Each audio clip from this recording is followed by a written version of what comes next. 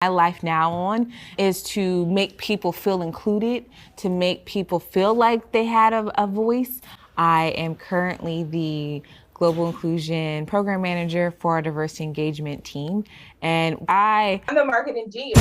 Once again, we have another doozy of a clip here, guys. And this is involving another city girl, fresh out of the city of Atlanta, though, this time.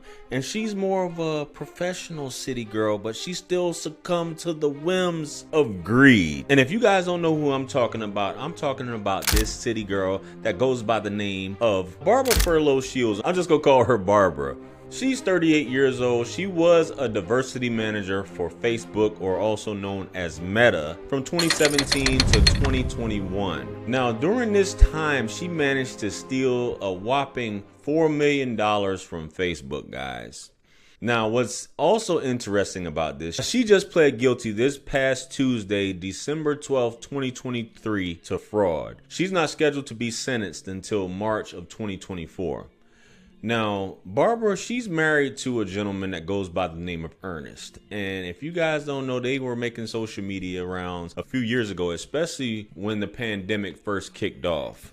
They appeared on The Breakfast Club in 2021, and they had something called Smile Shields, which was a small business venture that they had, which became pretty lucrative because that's just when the pandemic kicked off. I mean, the Smile Shields are just basic customized face shields that you can put your own design on, your company, your brand. But during this time, she was also pulling some stunts, an elaborate scheme through Facebook where she used her position in marketing and diversity to help different people get hired on as vendors.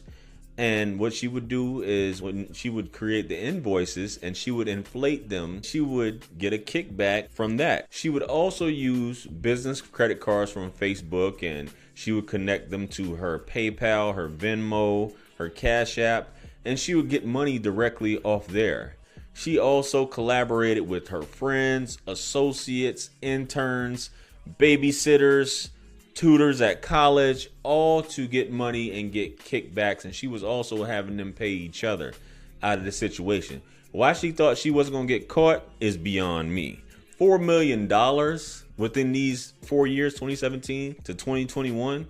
You just didn't think you were going to get caught. And people do this all the time. They get greedy. They're in charge of a certain section and they handle invoices, and they figure they get kickbacks or skim some off the top. And Facebook is $1 billion industry. Nobody will ever notice. But baby, you got on your city girl time with these wigs, also these stylists. Like, the amounts are insane. $18,000 for your child, which you guys probably saw on the slides that I have here. The child, Imani, I think is the name. $18,000 for the pre-K tuition or preschool tuition. $10,000 for portraits that you had done. Also, you had your babysitters involved in this, the university tutors, your husband, I guess he was pursuing his MBA. And what's funny, this woman actually said that she's a mastermind. If I didn't already play that clip there, but she was completely on it, guys. She had the whole fam, everybody involved in this situation. Now, people always say there are white folks doing this too. There are all types of people doing this. But we always say when you're black and you're in a position like this, a position of a high visibility position, and you go and do this, you go and steal, and to live this luxurious lifestyle. She was living this lifestyle of luxury, according to what the prosecutor said, because this is federal court, in both Georgia and California. So $4 million is a lot of money. How you doing this? And you thought if I made my first $10, I can pull off $4 million. That's the thought process a lot of times that people go with. They think that they can just get away with things and nobody's ever going to say anything. You're a lead strategist in this whole thing. You don't think anybody's checking you. You don't think you have anybody that's doing audits to see, especially you're a person of color? So I've always lived a passion-driven life. It dates back to just my time in high school. And that is what lit that fire in me, because I knew intimately what it felt like to be left out and not have a voice. And I said, you know what? My life now on is to make people feel included, to make people feel like they had a voice. I am currently the Global Inclusion Program Manager for our diversity engagement team.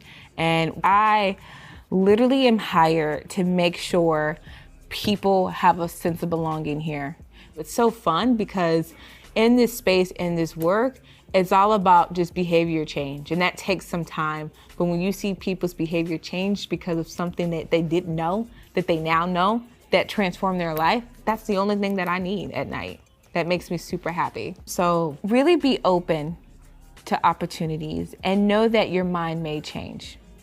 But won't change is inherently what's inside you, of what you feel like you were destined here to do.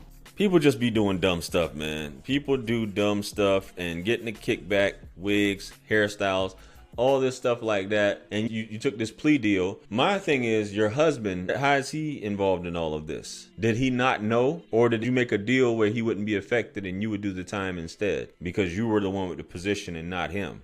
Because somewhere down the line, unless he's going to get charged later on, because sometimes I guess when you got kids, because this is a white collar crime at the end of the day, 4 million, she may do what, 2-3 years, maybe something like that, if that in this case. So she may do her time.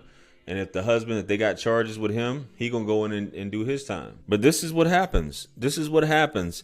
And it makes people see, I told you, and people will always say, see, I told you not to give them that job.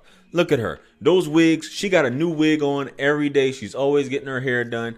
And this salary doesn't cover that. But you got to keep up this appearance. And this is what happens with a lot of people. You live in Atlanta, you in California, you trying to hold things down. You probably got a crib in both places, or a condo at least, and trying to hold it down. And for people to go in line with it and just say, okay, let's do this, let's do that, and you are complicit in the situation, and potentially they may be able to get you involved in this, that's a whole different other thing. But $4 million is a lot. And just imagine the amount that it costs for them. Because when the feds come, it's money, time, resources, people involved just to get one person. I don't know. That's a whole different ball game, guys. But this city girl reminds me of that mayor out there in what was it, Dalton or whatever the town was, if I mispronounced it. Goodness, man. Ladies, see, with this town, this is just straight up fraud. You can say what she's doing, she's just taking the taxpayers' money and just doing her thing. Fraud, waste, and abuse, like we used to call it back in my Army days.